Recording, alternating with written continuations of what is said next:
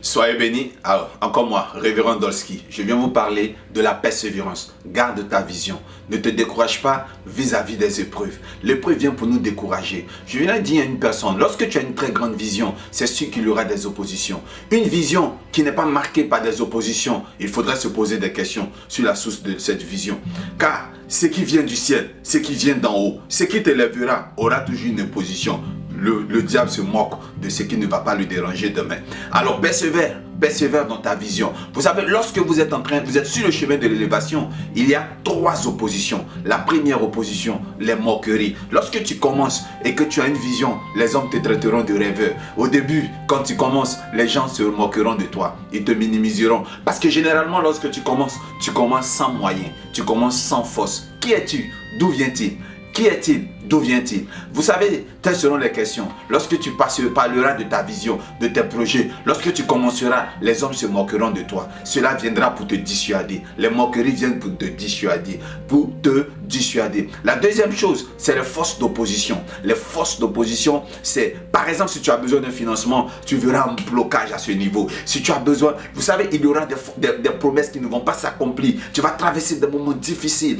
Ce sont des forces d'opposition. À chaque fois que tu vas vouloir atteindre ton objectif, il y aura un blocage que tu n'arriveras pas à comprendre. Vous comprenez?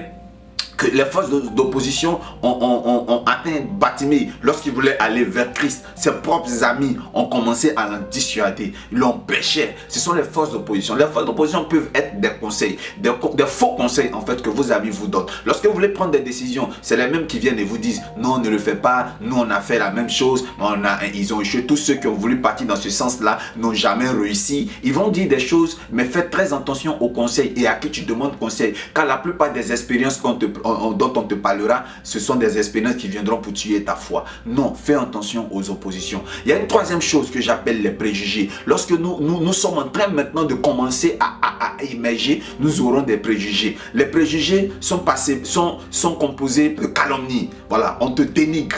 C'est ça, les préjugés. On dit des choses que tu n'as pas fait, que tu n'es pas. On peut prêter des mauvaises intentions à ce que tu as fait. Ne te justifie jamais. S'il te plaît, ne te justifie jamais. Je sais de quoi je te parle. Je suis très bien placé pour en parler. Ne vous justifiez jamais. Je me rappelle une année, on me traitait de faux prophète. On disait que mes révélations étaient truquées.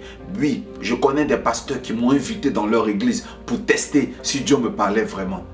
C'est des choses à ne pas tenter avec moi. Dieu m'utilise vraiment. J'ai parcouru plusieurs nations. Je suis allé même dans le milieu des Asiatiques où je leur ai donné des noms précis, des compositions sans avoir connu leur pays. Je parlais à des personnes de Madagascar, les noms les plus longs, Antanangi, Vara, tout ça Dieu me le donnait. J'ai parcouru les nations et cela a justifié le don. Au début quand je commençais, les gens avaient un doute. Mais maintenant, non.